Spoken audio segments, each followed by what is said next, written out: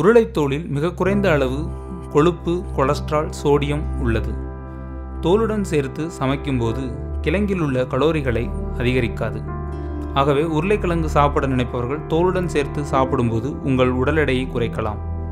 உருளைத்தோலில் vitamin B, C மற்றும் calcium இருப்பதால் இவை மூன்றுமே நோய் எதிர்ப்பு மண்டலத்தை பலப்படுத்தும் சத்துக்கள். இதனால் நோய் எதிர்ப்பு சக்தி அதிகரிக்கும். அடிக்கடி நோய்வாய்ப்படுபவர்கள் தோலுடன் சேர்த்து உருளைக்கிழங்கை சாப்பிடுங்கள்.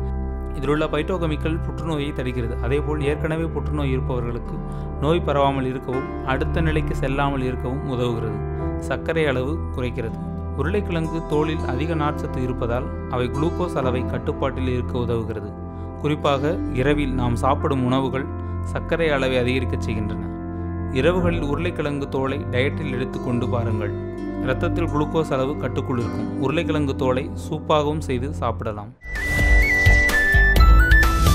லங்காஸ்ரீ, உலகத் தமிழர்களின் இதய துடிப்பு.